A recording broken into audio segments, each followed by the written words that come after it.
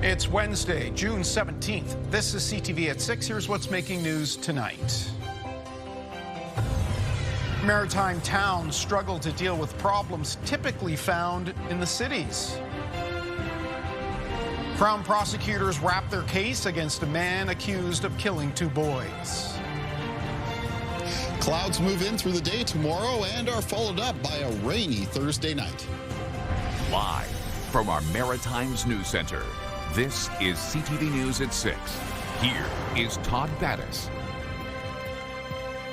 Good evening. Homelessness in the Maritimes is not a uniquely urban issue. Smaller communities are seeing it firsthand. Addiction, mental health, people living outdoors and in shelters.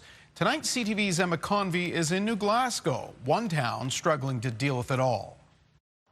Plastic tarps tied together with rope supported by large tree branches and stones. This is someone's home in the woods in the New Glasgow area. Unfortunately, it's not getting better.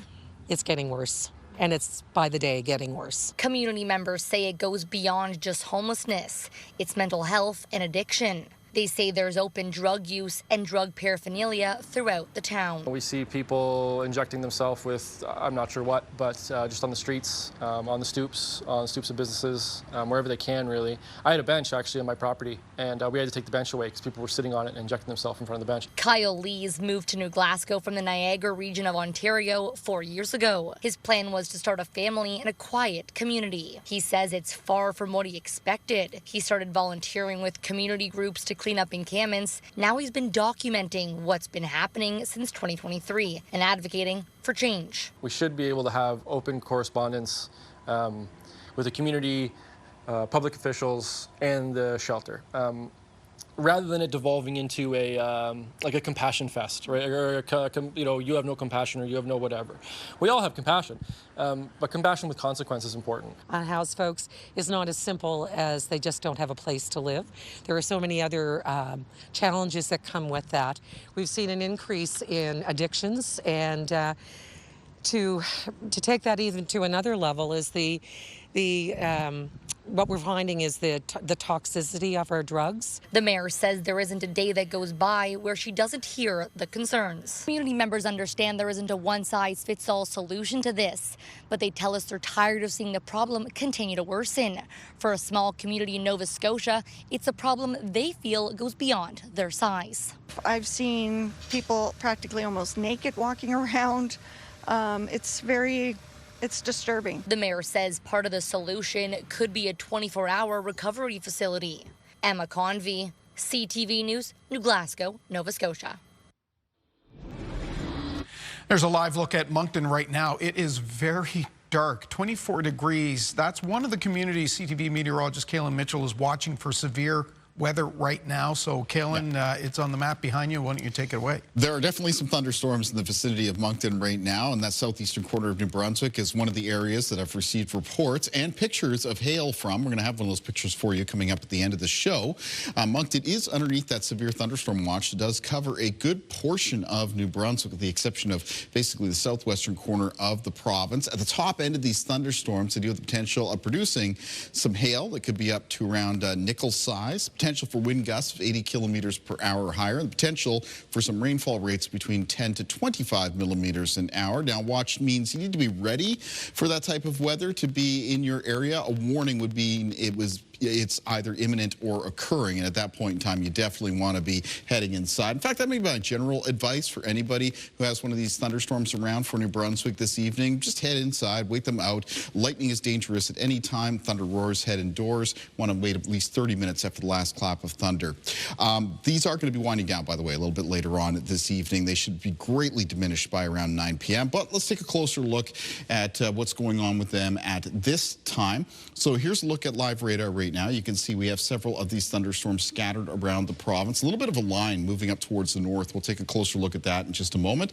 They are still producing quite a bit of lightning over the last 15 minutes. About 50 lightning strikes detected. I mentioned that line that's up towards the north of New Brunswick, so you definitely want to be heading inside and waiting this out if you're in the Campbellton-Dalhousie area, as well as Point Verte and even Bathurst. There's a chance here shortly of a thunderstorm moving through. Down around Miramichi, yeah, a couple of small thunderstorms sort of bubbling doubling up and making their way pretty close to that community as well. So if you're hearing that thunder in the Miramichi area, just head inside, wait these out. And down around the southeast of New Brunswick, that's where we've had a few of these thunderstorms move through. Some hail report in areas like Shediac, and there is a low chance because these storms are moving easterly at about 15 kilometers per hour that a couple of them through this evening could arrive in western parts of Prince Edward Island. Again, the risk is about from now until around 9 p.m. because they're being driven by daytime heating. So as we lose that daytime heating, these thunderstorms, these showers are going to begin to weaken and dissipate. The next chance of thunderstorms, besides this evening for the Maritimes, comes up Thursday night, and I'm going to be talking more about that when I'm back with a full forecast a little bit later on. Kalen, while we have you here, we often hear the term supercell. Yeah. In reference to these kind of things. No, these are not supercell thunderstorms, these ones we're seeing here. We don't have the wind environment to create those supercell thunderstorms. We also don't have a strong trigger. That's basically a weather system that would kick off more severe thunderstorm action. These are sort of like more like pop-up summertime thunderstorms. Right. Okay, so we'll get an update on all that. I know we're going to also talk about some severe weather further south that you alluded to last night. We'll do that in the full forecast in about 15 minutes. Thank you. 3 years into Nova Scotia's 5-year housing plan, affordability and supply remain major concerns. The plan aims to cut red tape and to build faster, but homelessness has worsened and rents are now among the highest in the country. CTV's Jesse Thomas has more. Government officials say Nova Scotia's 5-year housing plan is on track and delivering results, pointing to a reported 128% increase in housing starts and an improving vacancy rate. Rent increases are starting to stabilize or slow down, which is a positive signal. But experts at this housing panel say those gains haven't translated into greater affordability. While more high-end rental units are coming online, the vacancy rate for lower-cost apartments remains critically low, keeping pressure on rents and making them more expensive. Now we're starting to see that top end edge across 3%, but below that, in the cheaper half at least, we're still below 1%. While advocates say the province might be turning a corner, it's still nowhere near the finish line. They say the province still isn't building enough affordable and public housing. I would pause and say, how much worse would the numbers be if the investments that have been made weren't made? Kabelan says just 3% of Nova Scotia's housing stock is public, and that's not nearly enough.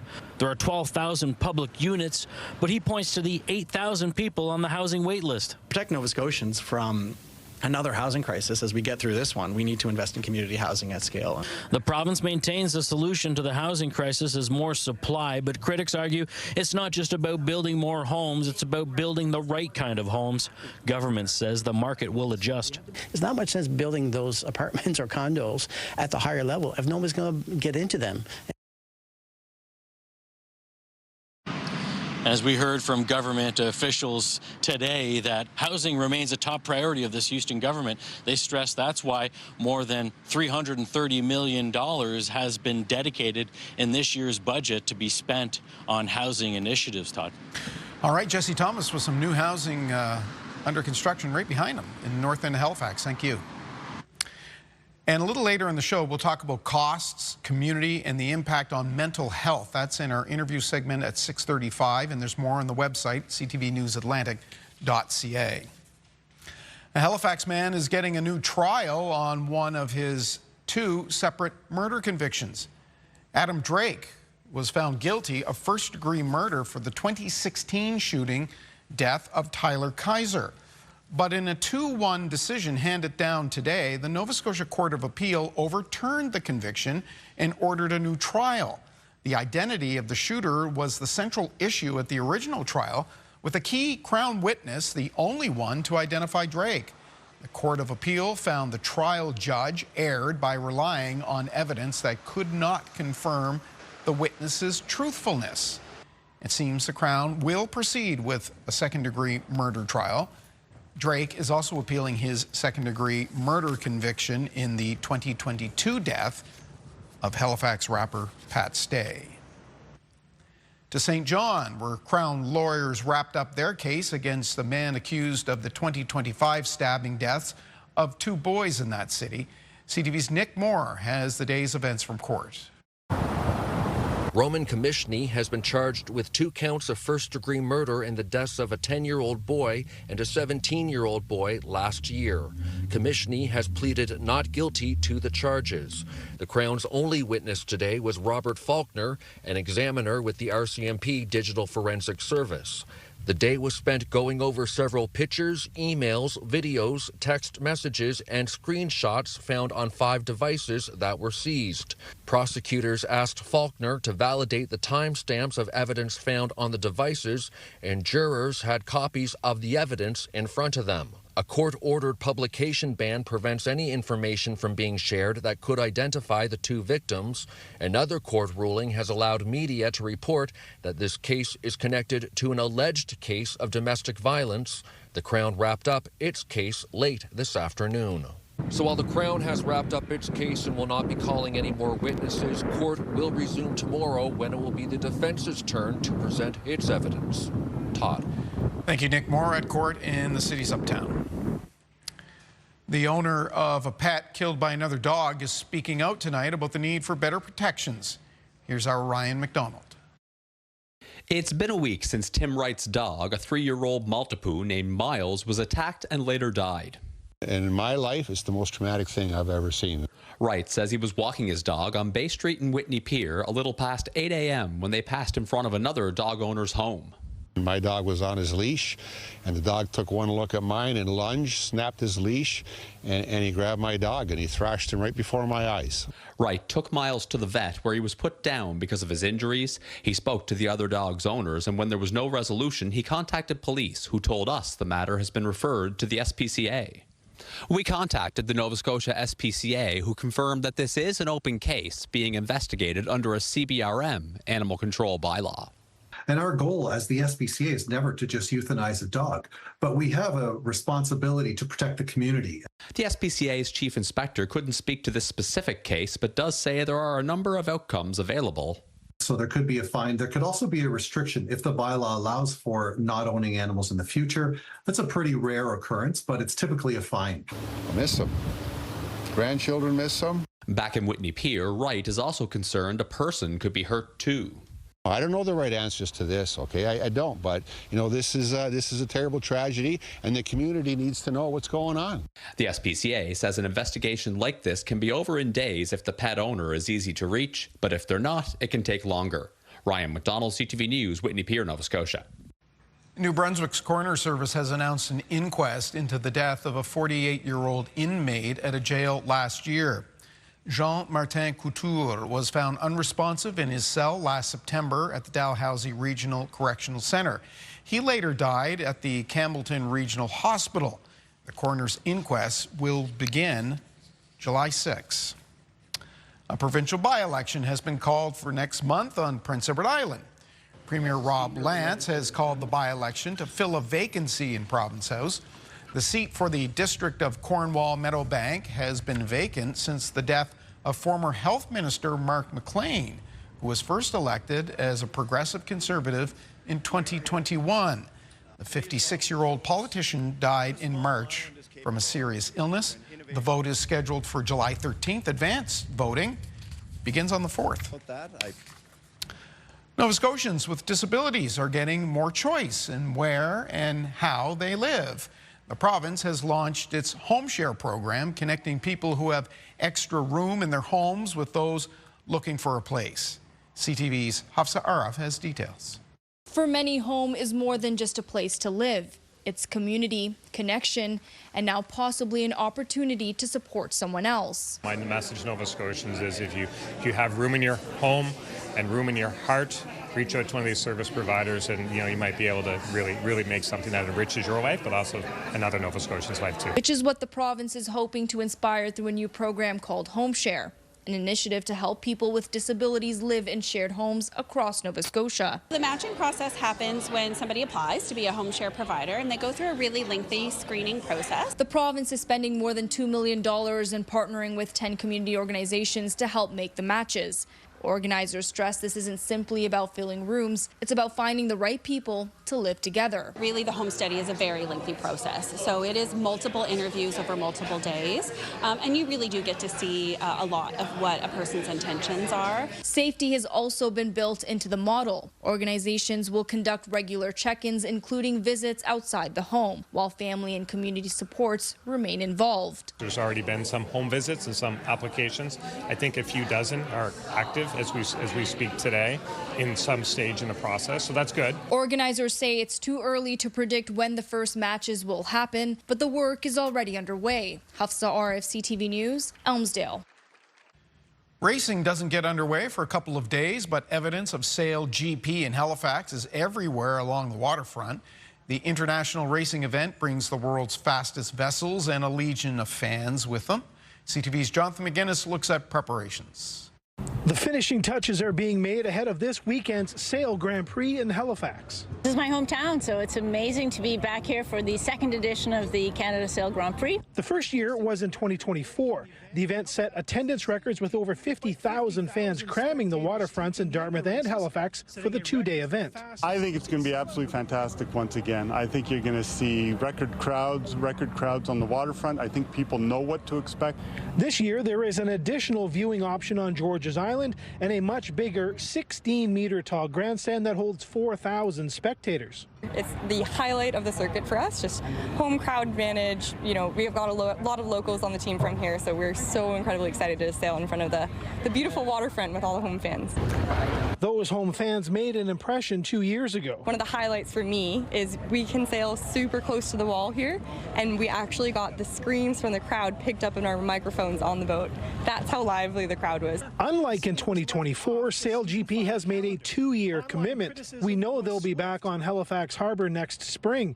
Organizers say it's a big benefit to already have the event marked on the calendar. It's wonderful. It hopefully saves us some work because we can just carry on from what we've been doing for the last year, you know, with our volunteers and with some of the programs we're operating. As for this year, race fans will be spotting some of the high-speed catamarans on the water tomorrow. Practice racing begins Friday at 4 p.m. before they race for real on the weekend. And Todd, this will be the first race back for the New Zealand Blackfoils after their crash in Auckland back in February. That means the full 13 boat fleet should be on the water here this weekend. Todd. All right, Jonathan McGinnis on the Halifax waterfront for us this evening. It might feel like the Moncton Wildcat season just ended, but we're already getting a glimpse of what they and the other Maritime Q League teams next season will look like. The Q League has released its schedule for the 2026-27 season. The preseason starts in less than 2 months. The regular season will then start a few weeks later, with the Atlantic teams taking the ice September 18th. Most of them will start at home. The Wildcats have led the Maritime Division the past couple of seasons. A programming note, staying with sports, TSN, CTV, Crave, we're your home for coverage of FIFA World Cup 2026. The tournament runs through to July 19th, and on certain dates, CTV News at 5 and CTV News at 6 will move to CTV 2. Now, tomorrow, CTV News at 5 will be right here on the main network, but CTV News at 6 will be down the dial on CTV 2, and you can get that straightened out if you go to the QR code on the screen or to our website, ctvnewsatlantic.ca. That's where you'll find the full schedule. Okay, we'll take our first break of the evening. Still to come, the full maritime weather forecast. We'll check in on those lightning storms. But first, U.S. President Trump says the deal with Iran might not be final. We'll get the latest in this report. U.S. officials today read to reporters the agreement signed by the United States and Iran. I'm ABC's Karen Travers in Geneva, Switzerland. I'll have the details coming up.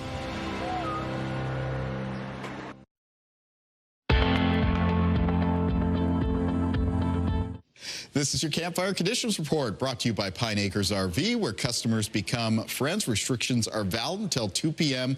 on June 18th. And campfires are currently permitted in the province of New Brunswick. For Nova Scotia, campfires are currently allowed for most of the province between the hours of 7 p.m.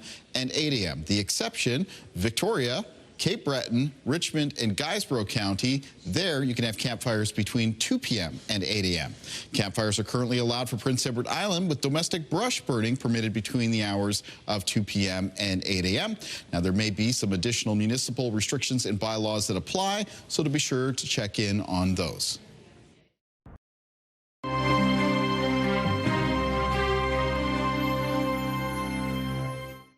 We're now getting our first look at the memorandum of understanding the U.S. signed with Iran. A senior Trump administration official read the transcript of the memo to reporters today. A formal signing is expected Friday in Switzerland. ABC's Karen Travers has more. As President Trump wrapped up his visit to the G7 summit, U.S. officials read to reporters on a conference call the memo of understanding signed by the U.S. and Iran. One thing I didn't want to see is I didn't want to see economic catastrophe. If you kept this going, that could have happened. It's a 14-point agreement, the U.S. agreeing to lift the blockade of Iranian ports and Iran reopening the Strait of Hormuz. Iran reaffirms it will not procure or develop nuclear weapons, something it agreed to in 2015 as part of its deal with the Obama administration. But President Trump pulled the U.S. out of that agreement during his first term. Iran could see significant financial reward once this agreement is implemented. The deal would lift sanctions on Iran following further negotiations. It would eventually make fully available frozen or restricted funds and assets of Iran, and Iran would be allowed to freely sell oil immediately. The U.S. would also work with regional partners to develop a plan for a $300 billion reconstruction and economic development fund for Iran. Only if they're doing things right. There will now be 60 days of negotiations over the future of Iran's nuclear program. There's not one nation that came to us and said, please, sir, keep dropping bombs on them. Still unsettled, the removal of Iran's stockpile of highly enriched uranium and the issue of tolling in the Strait of Hormuz. The agreement says it will be toll-free for 60 days, but says Iran and Oman will work together to define the future administration and maritime services there. Iran's foreign ministry today reiterated that the U.S. and Iran pledged to stop the war on all fronts, especially Lebanon, something that Israel has not agreed to, a potentially major roadblock for the U.S.-Iran deal. Karen Travers, ABC News, Geneva, Switzerland. Get the Maritime's top stories, breaking news alerts, and watch live. Download the CTV News app. Now to a technology few people know much about, quantum computing. It's still in its infancy, but promises leaps in medicine, green energy, and countless other applications. Canada is at the forefront of its development. CTV's Austin Lee tells us more. It's considered by some to be the biggest technological leap in modern history. Quantum computing is coming, speeding up the time it takes to tackle complex equations with unimaginable speed. And Ottawa professor Anne Broadbent has a front row seat. We're talking not just a few minutes or a few seconds. We're talking about fundamental new approaches that allow us to compute problems that would not be achievable in the lifetime of the universe. Imagine you need to find one specific document in a room full of filing cabinets. A modern computer would look through each drawer one at a time, while a quantum computer would go through each cabinet simultaneously. And that processing power could be applied to critical industries. So in medicine, we could maybe streamline the process of current trial and error drug discovery and be able to more efficiently and faster adapt to new situations and create some healthcare solutions. Other examples, speeding up green energy development, space exploration, and much more. But quantum computers could also undermine nearly all current cybersecurity systems. If, say, a criminal gets a hold of quantum computers, they could break the current levels of encryption, and it would essentially be like a master key getting into everything. Researchers at the University of Ottawa are at the forefront of the burgeoning tech. Defining the new generation of security that will be using quantum communications and quantum computers. So we are understanding the fundamentals of what is possible. Ottawa is in a unique position, with university researchers and private companies positioning the city as a global leader in quantum-safe cybersecurity. Ottawa probably has the highest density of cryptographic expertise almost in the world. Local company Crypto4A is now leading the charge to ensure cybersecurity keeps pace with quantum computer development. You've got 30 years of infrastructure that needs to be uplifted while everything continues to work at the same time. Austin Lee, CTV News. Time for a break. Still to come, we're going to get the latest on those thunderstorms making their way through the region. And then, yes, it's more rain. Kalen has the details next.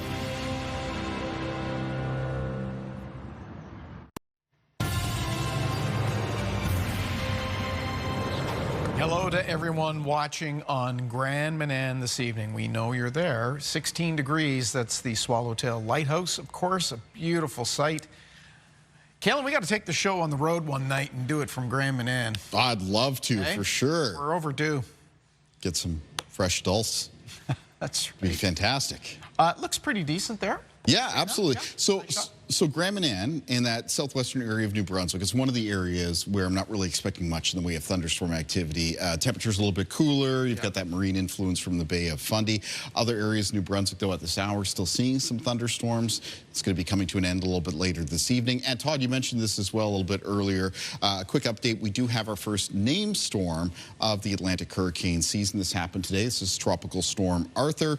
Now Arthur is bringing in a risk of some flooding and flash flooding around parts of the Gulf states. So in an area that they're pretty accustomed to those. Yeah, that's right. But I mean, they're talking about some rainfall amounts that locally in some cases could get up to around a few 100 millimeters of rain over the next couple of days. So that's where the concerns for them come in as far as flooding and flash flooding goes.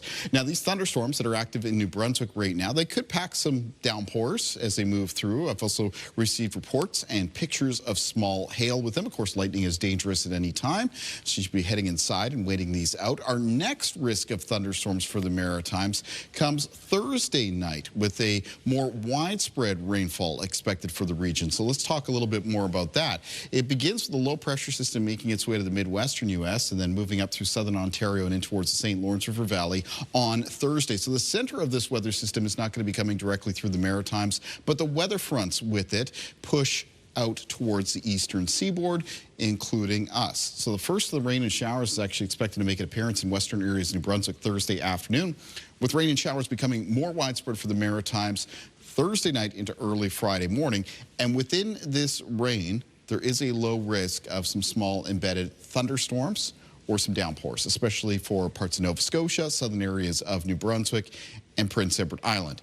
Now, by the time we get through Friday morning, the bulk of the rain has moved off towards the northeast, but there are going to be some areas of lighter rain and showers for the province of New Brunswick and a lower chance of some showers throughout the day for both Prince Edward Island and Nova Scotia. Rainfall amounts for that next weather system mostly expected to be in the range of 5 to 15 millimeters for parts of Nova Scotia and Prince Edward Island. In New Brunswick, though, a more widespread 15 to 30 millimeters of rain with the potential for some locally higher amounts, especially in the north of the province. If there's a downpour or thunderstorm that moves through, some of those amounts could get into the range around 30 to 50 millimeters. Our timeline for the rest of this evening and tonight, as we make our way towards and past 9 p.m., most of the thunderstorms and showers come to an end. During the overnight, it's a few clouds, some fog patches around. Fog dissipates Thursday morning, increasing cloudiness through the rest of the day. And then there's the first of that next weather system showing up in the west of New Brunswick by around mid-afternoon. And then the rain and showers continue to work into the Maritimes Thursday evening and Thursday night. Winds in the forecast for tomorrow becoming south and southwest for the region. They'll be sustained 10 to 20 kilometers per hour. We'll have some gusts between 20 and 40. Low temperatures in the forecast for tonight, pretty comfortable. Most in the range of around 7 to 13 degrees for the Maritimes.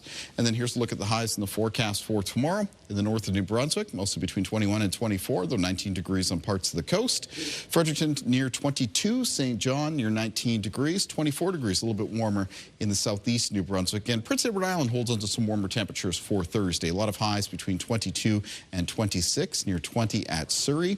In Cape Breton for tomorrow, still pretty warm. High temperatures in the low 20s, a little bit cooler around the Atlantic coastline. And so St. Peter's feels some of that cooling effect as well, with a high close to 19 degrees. 23 to 25 around the north shore of mainland Nova Scotia, 18 to 22 on the eastern shore, 23 for Amherst, 20 for Halifax for tomorrow. The Annapolis Valley with highs near 23 degrees. And on the south shore of Nova Scotia, most of the high temperatures near the coast between 18 and 20, away from the coast between 20 and 23. Taking a look at the 7-day planner for New Brunswick. So some lingering rain and showers for Friday. And then on Saturday, showers in the forecast. Isolated showers for Sunday. Temperatures a little bit cooler than average this time of the year. And that would be the first day of summer. The summer solstice very early Sunday morning. It's also Father's Day, of course. Mix of sun and cloud on Monday. Chance of showers on Tuesday. And a mix of sun and cloud on Wednesday of next week. For Nova Scotia on Friday during the day, about a 40% chance of showers, up to a 60% chance of showers, though, on Saturday, and then a lower chance of showers on Sunday. After that, on Monday, it's a mix of sun and cloud, but some rain and some showers possible Monday night into Tuesday. And for Prince Edward Island in the forecast, we've got some isolated showers on Friday. Showers may be a little bit more widespread for the province on Saturday. Back to some spotty showers on Sunday, mix of sun and cloud on Monday, and a chance of showers on Tuesday of next week. Todd. Very good. We'll see you towards the end of the show. Next, we'll talk about how being connected to community has an impact on our mental health. Stay with us.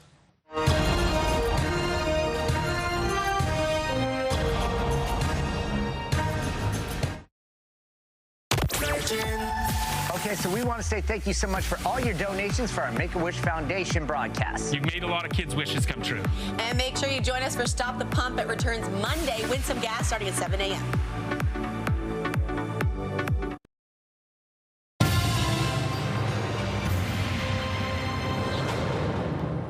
Welcome back. Data just released by Mental Health Research Canada shows Canadians continue to struggle with mental illness, and in this region, connection with community appears to be lacking somewhat.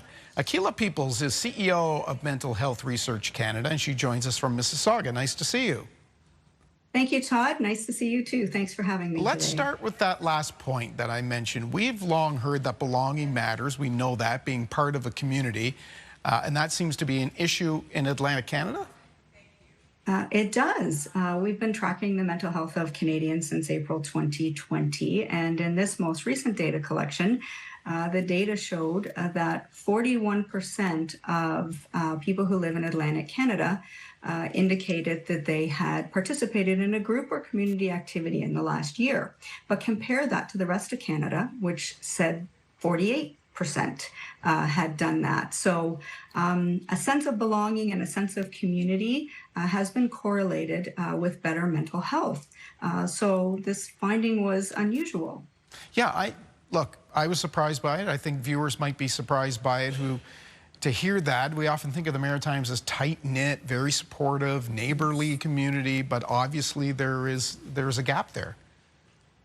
Yes, and I've been to Atlantic Canada many times, one of my favorite parts of the country to come to, and I would say the same. The perception is that people think that people in Atlantic Canada are extraordinarily community-minded, but definitely there's a gap here. So what this means for service providers and policymakers and governments is that you need to think not just about access, but you need to think about making people feel connected, helping them to feel connected, because this is a protective factor for good mental health. So this is definitely something that should be considered.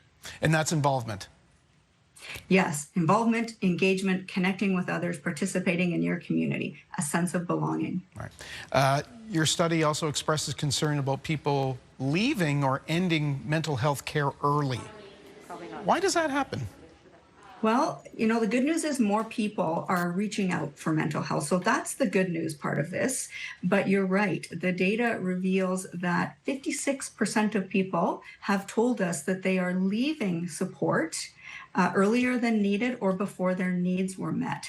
And this data is directly from Canadians themselves, and they tell us that the reasons they're leaving are that they are unclear of the goals, they're not feeling the progress. So these are issues that individuals who are in service delivery really need to think about. We need to design care for relevancy and continuity, not just access. Is that because perhaps people still think that they can handle this themselves, that they're equipped to bounce back on their own?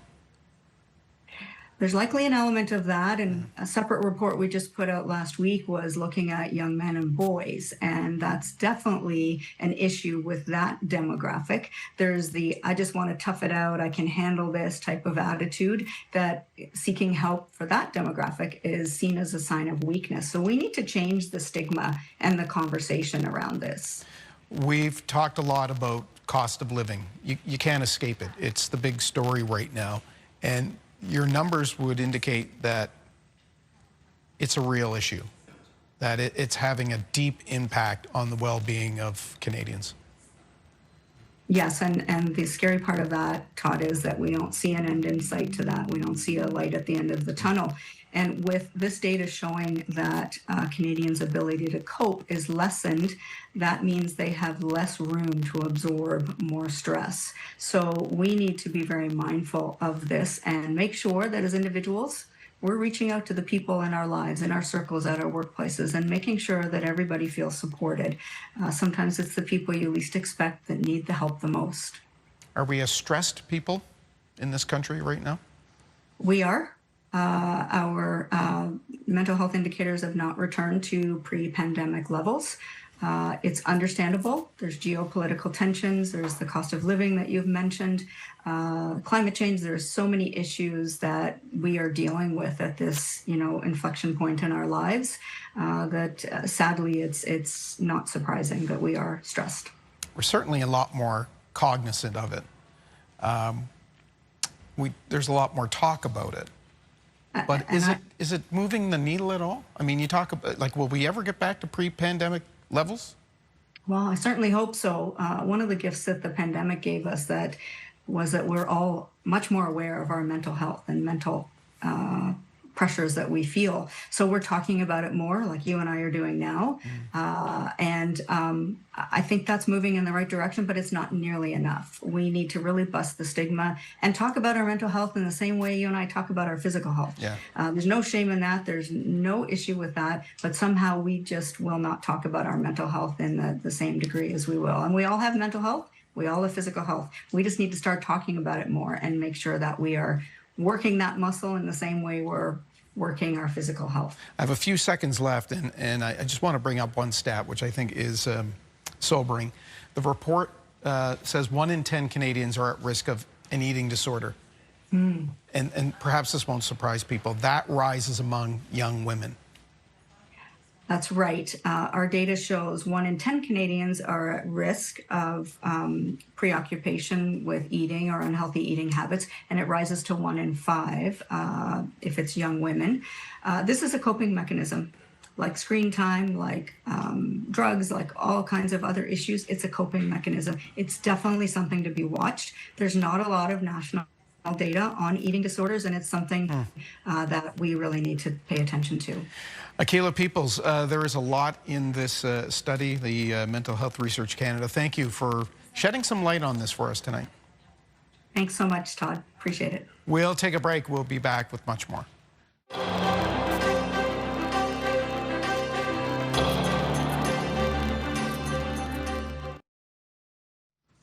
Looking at health headlines, another example of why alcohol and water sports are a bad mix.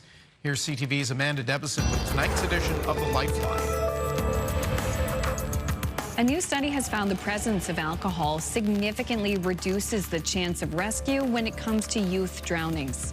The study by researchers at Simon Fraser University says the risk of a person not being rescued quadrupled when alcohol was present. The study analyzed 11 years of forensic data on 638 pediatric drowning deaths in Canada and found that teenagers aged 15 to 19 made up 33.5% of the fatalities. The study is published in Medicine, Science and Law. Experts say families that share meals enjoy an abundance of benefits, such as improved emotional satisfaction and healthier diets. However, a new study finds parents are on their devices during meals even more than their kids.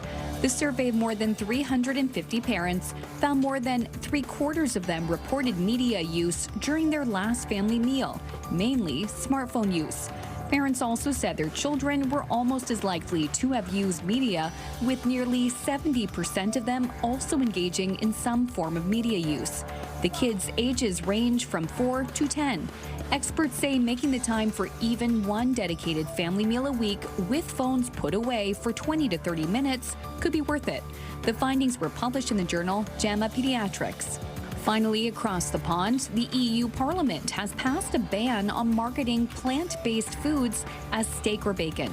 The ban, which still needs a green light from member states, marks a win for livestock farmers who argue plant-based foods mimicking meat risk misleading consumers and harming the sector. The text restricts the use of the generic label meat, as well as a long list of terms such as veal, pork, and chicken. However, it stops short of a broader ban preventing the sale of plant-based foods as burger or sausage.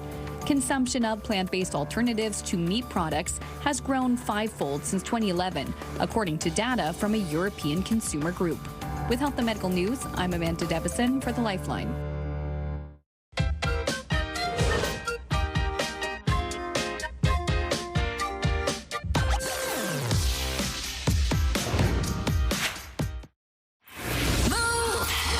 With Aaron and Peter. A Halifax Music Fest is coming up at the end of the month, and we want to send you on us. Tickets, a great hotel, spending money, all the details at move100halifax.ca.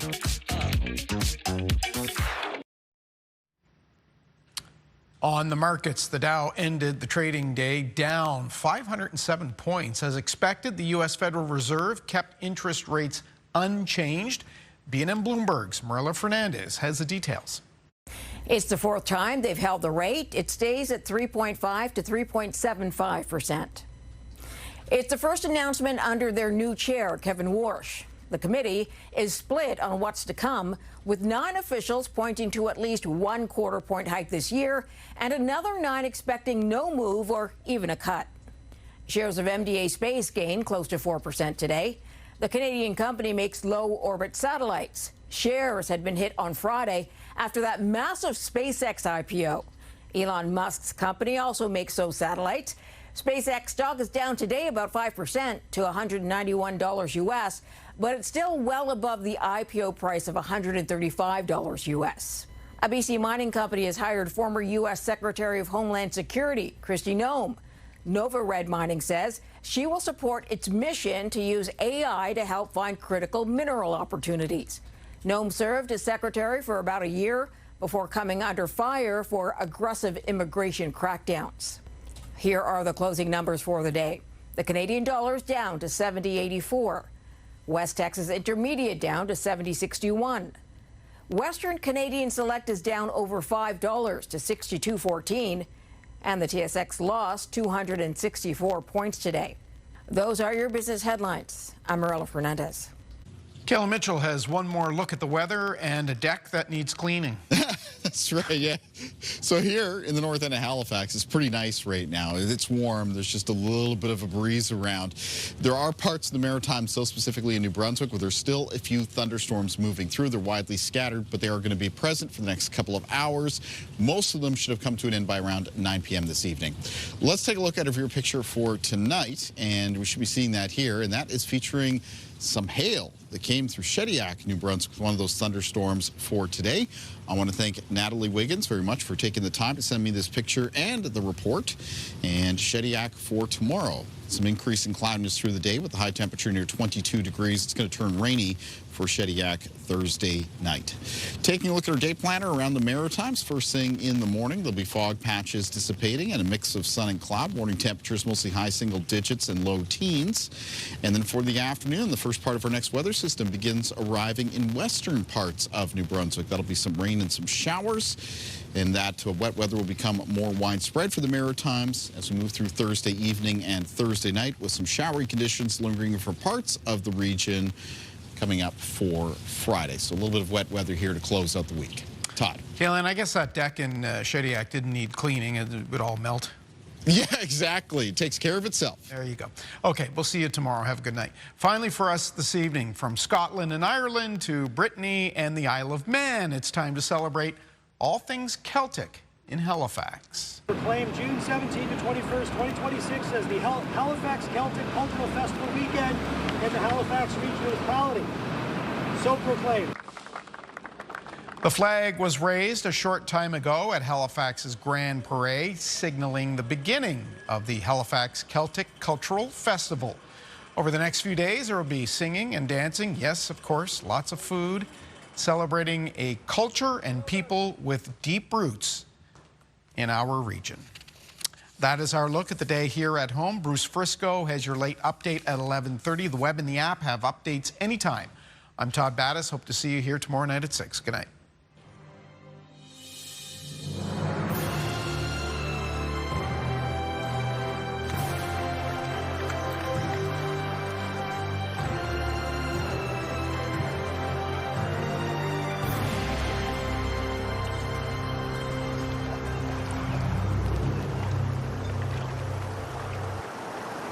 CTV News, the Maritime's #1 newscast. Watch live on Crave.